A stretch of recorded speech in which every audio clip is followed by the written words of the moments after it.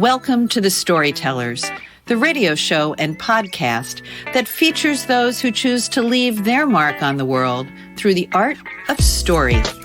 I'm your host, Grace Sammon. I look forward to our time together today. Now, let's meet our storyteller.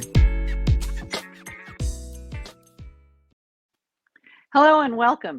Bette Lee Crosby is the USA Today best-selling author of 24 novels. She's the recipient of over 40 literary awards, a masterful storyteller. Her debut in 2016 won the Huffington Post Chick Lit Award.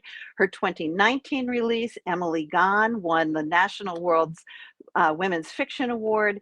And I am just reading her most recent release, The Fault Between Us.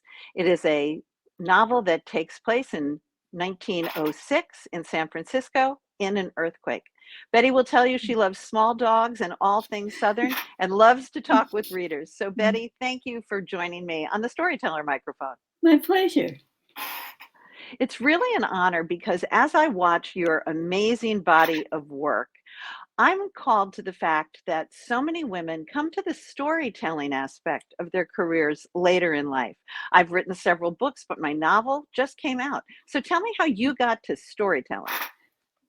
Somewhat the same way. I never started out to be a writer. Actually, I started out to be an artist. And one of my early jobs was on the drawing board designing pantyhose packaging.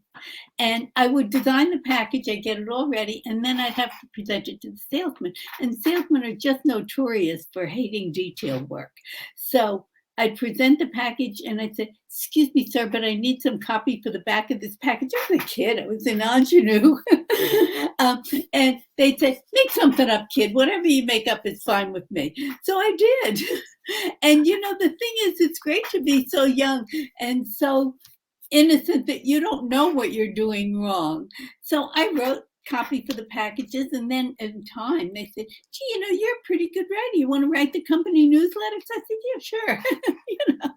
Never dreaming that this would be a career. And then I went from that into marketing, and I wrote for marketing all my career. And then when I was a senior vice president, and there was nowhere else that I could really go logistically. But yet the job I'd outgrown the job. It was no longer challenging. So as I walked on the treadmill in the morning, I started thinking, because I'm a voracious reader. So I started thinking, I think I'll write a book. And the reason that came about is when I was writing for business, people so often would say to me, "Gee, you're a really good writer. Have you ever thought of writing a book?" And I'd say, "I have nothing to write a book about." I was writing for business, and the whole thing there was say what you have to say, tell the story, and get to the point right away. And with fiction, it's really so different. It's like you don't want to get to the point until the very last minute almost. So it was quite a change, but I started thinking about it. And when I started writing my first book, I didn't even type. I started writing it longhand and having my secretary type it up. And I quickly learned that you're going to have to type. Well, there are so many things right there. First of all, so many of us don't have secretaries anymore. And I wonder how many people wear pantyhose. I know. I can't remember the last time I had them on. Probably when we went north for an event. And the pandemic helps with that. One of the things that I was also intrigued by, Bette, is that you write Southern fiction that stirs the heart. I would say that until I started doing the Storytellers, outside of To Kill a Mockingbird, I never really gave a lot of thought to Southern fiction. But then I interviewed Claire Fullerton and the wonderful new novelist, Robert Gwaltney, and I started paying attention to Southern fiction. I'll be interviewing Mandy Haynes in a couple of weeks. How did you come to Southern fiction, and how do you define that? Well, to tell you the truth, I was writing Southern fiction before I knew it was Southern fiction. I think it's a fairly recent genre section, if you will. I was writing what was really like mainstream fiction or Oprah type books. They were family type stories that had plenty of angst, but resolved itself in a satisfying ending. not romance. So really, the reason I label it Southern fiction is because it's not romance, it's not mystery, and really there are not a lot of genres in between. I really started out writing standalone novels, and pretty much even the books that I have that are part of a series can very easily be read as standalones because that's like my style. It's what I liked getting started, and so it's what I tend to write because it's what I enjoy reading. And Southern is because my family is from the South, and I had that voice in my head all my life. So it was very natural to write in that voice. And I think what defines Southern fiction is it's kind of more down home than ordinary fiction. Um, it's not just adding y'all in or something like that. It's an attitude. It's a kind of attitude. And Southerners tend to take their time to think things over and get more involved, I guess. I think there is an extra layer, if you will. It takes a little longer to tell the Yeah. story, but it also has a wonderful feel for it. So it's something I'm just becoming aware of in my own reading and in my own exploring of various genres. One of the things I love about your writing style is that it is clear, it is crisp. You Mhm. take your readers on a journey, and I think that's something that you actually want to do. But there's also Mhm. something, I've savored several of your books, but this is the book that I'm reading, your new book, The Fault Between Us. There's something that feels familiar about the style, and I Yeah. don't mean at all, I want to make it very clear, it is not canned, it is not a form, Mhm. it's not formulaic. It just feels great to be in your book. How do you It do that? it it I hope it feels I should say, I hope it feels like these are friends of yours because when I'm writing a book, I am so into my character. Oh my gosh, I live and breathe that character. I, every single book I've written, the good characters and the bad ones, there's a little piece of me in there. And I'm actually living that life. And when I go to write a male character, a lot of times I'll model them after my husband. And when I'm thinking about a scene, and I can't just ahead of time decide what the man is going to do. So I'll think about it, and I'll think about it in terms of what he would do, how he would react with his Mhm. children, or things like that. And the people become very, very real. I think that you know I guess I have a tendency to avoid over explaining, to Okay. stay away from too many. I think too many adjectives sometimes and too many adverbs just cloud the water. And I like to read a passage that I can just read through and never question who's speaking or never go back to try and understand it again. So I think that's part of it. And that crispness comes across. Tell me about, since, you and I are of a certain age, if you will. I love the way you portray your women characters. Templeton in The Fault Between Us knew what she wanted from, I Yeah. forget, the age of 8 when she started drawing. Talk about the journey of women and what you try to accomplish with the women in your books. It's very funny about that book. This shows you, I think, what authors go through. So I think sometimes people don't realize that they think we sit down and we just type out a story and bingo, it's done, but not really so. When I started writing this, and I was about 30,000 words in, and I started getting deeper and deeper into Templeton's personality. And I said, wait a minute, I don't know if I can write this book because I don't know if I can adequately think like a woman would think in the early 1900s because the challenges were so different. I mean, they couldn't own property, they couldn't vote, they couldn't do anything really that we can do today. So her wanting to be a designer was an astronomical leap from the Yes. norm. And I said, I'm not sure I can really think in terms of the challenges that she'll face. So I set it aside And I was thinking about what to write, and I ended up writing a story that was taken from my own family. It's called When I Last Saw You. Yes. And my mom was one of 11 children. And much of that story is true about her, the way her life was.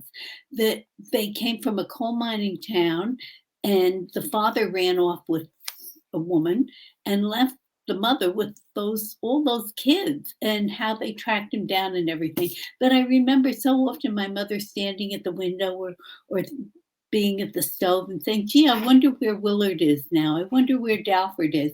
There were brothers that she actually had lost track of.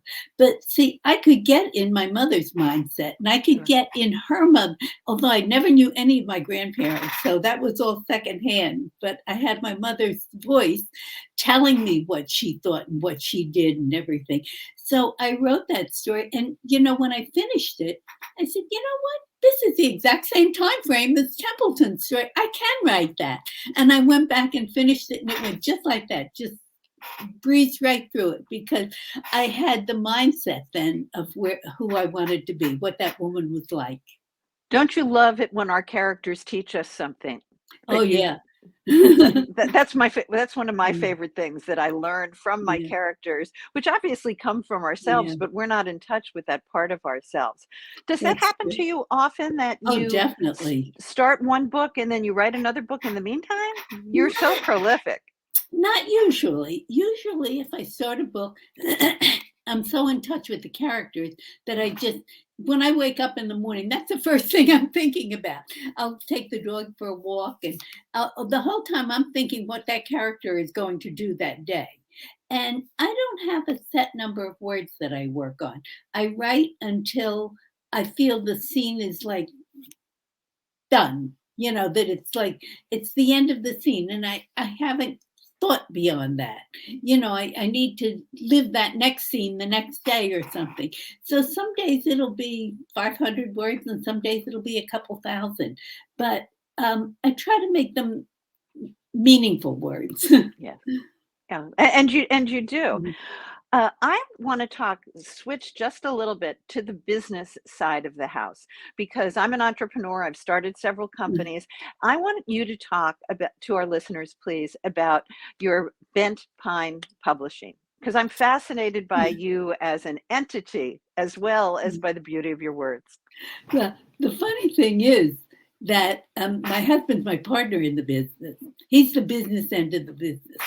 And I do the creative and everything like that. He does all the ordering and accounting and everything. Mhm. Anything that looks like business, I give to him. Smart woman. But he was getting ready to. I didn't start writing until we came to Florida, which was 20 years ago, and I was half retired. I was working as a consultant with my old company. So it was great. But I knew I wanted to write, and I knew that I wanted to be in Florida. And this was my choice to come down here. Mhm. So Dick had worked for several years. And in the meantime, I had started writing, and I was sending out 1,000,001 query letters to publishers and everything. And actually, I did have one of the books that was represented by an agent, but never went beyond that. It went to the publishing roundtable, but never was published. So at, at that point, I signed on with a smaller company, and they published the book. And it was The 12th Child, and it was called Girl Child then.